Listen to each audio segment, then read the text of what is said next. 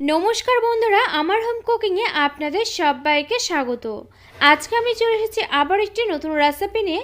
তো ভিডিওটি কথা স্কিপ না করে পুরোটা দেখার জন্য আপনাদের কাছে আমার একান্তভাবে অনুরোধ রইল। আজকে আমি আপনাদের সঙ্গে শেয়ার করছি শরীর স্বাস্থ্যের পক্ষে ভীষণই উপকারী এবং জিভে জল নিয়ে আসার মতো আমলকি আচারের রেসিপি। এই আমলকি কিন্তু খাওয়া আমাদের শরীর স্বাস্থ্যের পক্ষে কতটা উপকারী সেটা কিন্তু আমরা কম বেশি সকলে ভীষণই ভালোভাবেই জানি। তবে এই আমলকি কিন্তু সারা বছর বাজারে পাওয়া যায় না, বা পাওয়া গেলেও কিন্তু কখনো কখনো দেখবেন দামটা এতটাই বেশি পরিমাণ থাকে যে এই আমলকি কিন্তু আমাদের পক্ষে খাওয়াটা সবসময় সম্ভব হয়ে ওঠে না। যার জন্য কিন্তু আপনারা চাইলে এভাবে আমলকির আচার বাড়িতেই তৈরি করে বেশ কয়েক মাস কিন্তু এভাবে রেখে দিয়ে খেতে পারবেন। তো এই আচার বানানোর জন্য এখানে দেখুন প্রথমে আমি নিয়েছি 1 কিলো পরিমাণ আমলকিগুলোকে দেখুন খুব ভালোভাবে আমি ধুয়ে নিয়েছি। এরপর দেখুন এখানে আমি একটি কড়া বসিয়ে দিয়েছি, কড়াতে আমি দিয়ে দিয়েছি এখানে পরিমাণ মতো জল। এরপর দেখুন দিয়ে দিচ্ছি এখানে ধুয়ে রাখা আমলকিগুলোকে। এরপর আমি এর মধ্যে দেখুন দিয়ে দিচ্ছি এখানে স্বাদ মতো একটু নুন। এরপর দিয়ে দিচ্ছি এখানে পরিমাণ মতো একটু হলুদ গুঁড়ো। নুন আর হলুদ গুঁড়ো দিয়ে দেখুন খুব ভালোভাবে একটু এভাবে মিক্সড করে নিচ্ছে। এভাবে মিক্সড করে নিয়ে উনুনের আঁচটা আমি হাই ফ্লেমে থেকে আমলকিগুলোকে সেদ্ধ হতে দেবো 6 থেকে 7 মিনিট মতো। আমলকিগুলো ওখানে সেদ্ধ হতে থাক ততক্ষণে দেখুন এই আচারটা বানানোর জন্য এখানে আমি একটি মশলা তৈরি করে নিচ্ছি। তো এখানে আমি প্রথমে দেখুন একটি কড়াতে দিয়ে দিলাম এখানে 3টে শুকনো লঙ্কা, দিয়ে দিলাম একটি চামচ মেপে 1 চামচ পরিমাণ মৌরি। এরপর দিয়ে দিলাম এখানে 1 চামচ পরিমাণ গোটা ধনে। এরপর দেখুন দিয়ে দিচ্ছি এখানে 1 চামচ পরিমাণ গোটা জিরে। এরপর দিয়ে দিচ্ছি এখানে 1 চামচ পরিমাণ গোটা মেথি। এই উপকরণগুলো দিয়ে দেওয়া হয়ে গেলে এখন আমি এগুলোকে নেড়েচেড়ে নিয়ে উনুন আঁচটা একেবারে লো ফ্লেমেতে রেখে 1 থেকে 1.5 মিনিট মতো একটু ভেজে নিচ্ছি। এগুলো কিন্তু অতিরিক্ত সময় ধরে ভাজা যাবে না, হালকা করে কিন্তু এই মশলাগুলোকে ভেজে নিতে হবে। 1 থেকে 1.5 মিনিট মতো মশলাগুলো ভেজে নেওয়া হয়ে গেলে এরপর আমি দেখুন এর মধ্যে দিয়ে দিচ্ছি এখানে 1 চামচ পরিমাণ কালো সর্ষে। এরপর দিয়ে দিচ্ছি এখানে 1 চামচ পরিমাণ হলুদ সর্ষে। এই গোটা মশলাগুলোর মধ্যে সর্ষেটা যেহেতু ভাজতে একটু সময়টা কম লাগে, যার জন্য কিন্তু সর্ষেটাকে একটু পরেই দিতে হবে। সর্ষেটা দিয়ে এখন আমি আবারও দেখুন 1 মিনিট মতো একটু নেড়েচেড়ে নিলাম।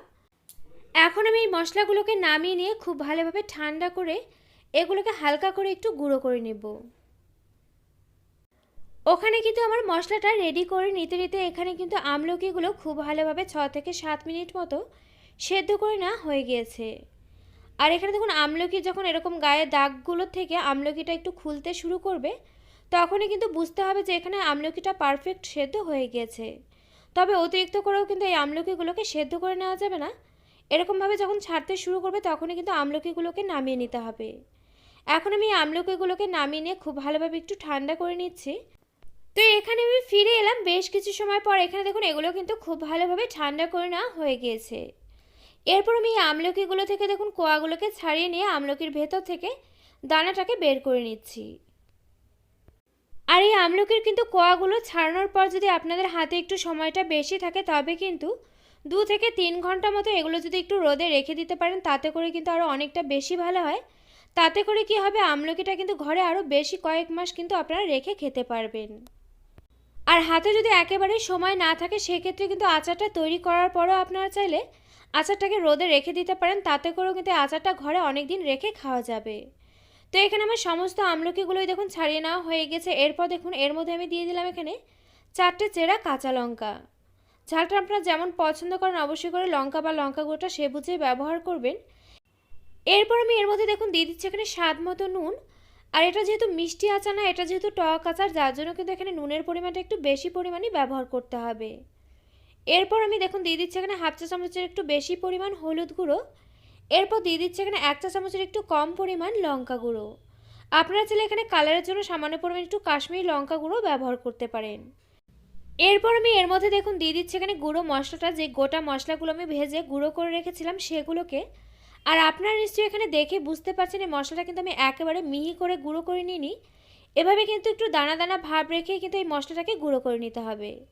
এই সমস্ত উপকরণগুলো দিয়ে দেওয়া হয়ে গেলে এখন আমি এই মশলাগুলোকে একটু আমলকির সঙ্গে খুব ভালোভাবে দেখুন মিক্সড করে নিচ্ছি। খুব ভালোভাবে মিক্সড করে নেওয়া হয়ে গেলে দেখুন এখানে আমি একটি কড়া বসিয়ে দিয়েছি। কড়াতে আমি দিয়ে দিচ্ছি এখানে পরিমাণ মতো সর্ষের তেল। তেলটাকে প্রথমে একটু খুব ভালোভাবে গরম করে নিতে হবে। তেলটা যখন খুব ভালোভাবে গরম হয়ে যাবে তখন আমি এর মধ্যে দেখুন দিয়ে দিচ্ছি এখানে একটা চামচ মেপে 1 চামচ পরিমাণ গোটা মৌরি। মৌরিটাকে একটু খুব ভালোভাবে ভেজে নিতে হবে। মৌরিটা যখন খুব ভালোভাবে বেশ লালচে করে ভেজে নেওয়া হয়ে যাবে তখন আমি গ্যাসটাকে অফ করে দিচ্ছি। গ্যাসটা অফ করে দেওয়ার পর কিন্তু তেলটাকে এখানে ঠান্ডা হতে দেওয়া যাবে না, এরকমভাবে গরম অবস্থাতেই দেখুন দিয়ে দিতে হবে এখানে মিক্সড করে রাখা আমলকিগুলোকে। এখন আমি আমলকিগুলোকে দেখুন খুব ভালোভাবে একটু নেড়েচেড়ে নিচ্ছি। আর এই আমলকিগুলো দিয়ে কিন্তু এই গরম তেলেতে নেড়েচেড়ে নিতে নিতেই কিন্তু আচারটা এখানে আমার একেবারে তৈরি হয়ে যাবে। আর এই সময় কিন্তু গ্যাসটাকে অন রাখা যাবে না, তাতে করে এই মশলাগুলো কিন্তু পুড়ে যাবে আর আচারটা কিন্তু খেতে একেবারেই ভালো লাগবে না। আর এখানে আমি আপনাদেরকে একটু আচারের মধ্যে তেল ব্যবহার করার পরিমাণটা বলে দিচ্ছি। আপনাদের যদি মনে হয় যে আপনারা 1.5 থেকে 2 মাসের জন্য এখানে আচারটা তৈরি করছেন, সেক্ষেত্রে কিন্তু এই আচারে অতিরিক্ত পরিমাণ তেল ব্যবহার করার কোনো প্রয়োজন নেই। অল্প পরিমাণ তেল দিয়ে কিন্তু এই আচারটা তৈরি করে নিতে পারেন। আর এখানে যদি আপনাদের মনে হয় যে 8 থেকে 9 মাস বা পুরো 1 বছর আপনারা এই আচারটা রেখে খেতে চান, সেক্ষেত্রে কিন্তু অবশ্যই করে আচারের মধ্যে একটু তেলের পরিমাণটা বেশি দিতে হবে। তো এখানে আমি কয়েক মিনিট পর এই আচারগুলোকে দেখুন একটি কাচের বোলের মধ্যে নামিয়ে নিয়েছি। আর এখানে কিন্তু আমার একেবারে রেডি হয়ে গেছে দারুণ স্বাস্থ্যকর এবং জিভে জল নিয়ে আসার মতো আমলকির আচার। আর এই রেসিপিটি আপনারা একবার এভাবে সেম প্রসেসে বাড়িতে ট্রাই করুন। আশা করছি আপনাদের কাছে এই রেসিপিটি ভীষণই ভালো লাগবে। তো আমার এই রেসিপিটি আপনাদের কাছে কেমন লাগলো অবশ্যই একটি লাইক দিয়ে কমেন্ট করে জানাতে কিন্তু ভুলবেন না, কারণ আপনাদের একটি লাইক একটি কমেন্ট কিন্তু আমাকে এরকম নতুন নতুন ভিডিও বানাতে আরও অনেক বেশি উৎসাহিত করবে। পাশে থাকা বেল আইকন অবশ্যই প্রেস করে দেবেন, এতে করে আমার নিত্য নতুন ভিডিওর আপডেট আপনাদের কাছে পৌঁছে যাবে সবার আগে। তো আজকের মতো ভিডিওটা এ পর্যন্ত, আবারও পরে দেখা হচ্ছে অন্য কোনো নতুন ভিডিওর সঙ্গে। আর আমার এই ভিডিওটি শেষ পর্যন্ত দেখার জন্য আপনাকে জানাই অসংখ্য ধন্যবাদ।